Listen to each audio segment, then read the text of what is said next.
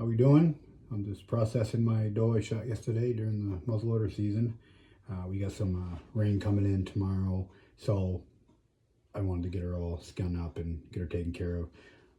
Even though the temperatures sometimes are cold with the rain, a lot of people will leave a deer hanging in the rain, and you never want to do that. It's just as bad as hanging out in warm weather. That moisture gets in there, and that's where you get a lot of bacteria growth. What I want to share with you today, this is something I've been doing for a long time. I process all my deer myself. I don't send them to the butcher, and just what I've always chosen to do. But this is the way I've found that will hold meat for a long time. We usually will go through, like I've shot 3 deer this year, and we'll eat those deer by the next season. We eat a lot of it, but sometimes people shoot a deer and they don't eat it that quick. Maybe nobody else in the family likes it, or whatever the reason may be. And a lot of times people wrap it up in just wax paper or freezer paper, and freezer burn will get it. So this is what I found works really good. It's cheap. You buy saran wrap. I mean, I got the big industrial one here, but you can just use your regular saran wrap. It comes in small rolls. I always keep a couple of those around too, just in case. I do this with my turkey. I do this with all my game.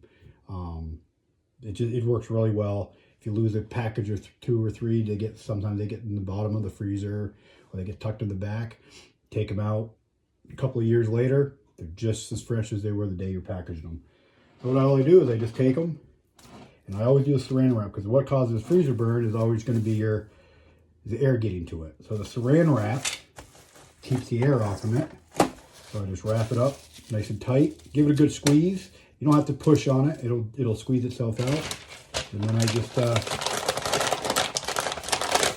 wrap it up in the freezer paper. If you're really on a budget and you really can't afford freezer paper, I used to use wax paper. People tell you, oh, it doesn't work. Trust me, I did it. I had some meat one time that I lost track of, and it was like 4 years later. And I took it out, and it was just as fresh as when I put it in. And then I use masking tape. Of course, they buy the tape that comes with freezer paper, but I just use my masking tape. The upside to freezer paper is you can write on the paper itself. With wax paper, you have to write on the tape because it won't write on it.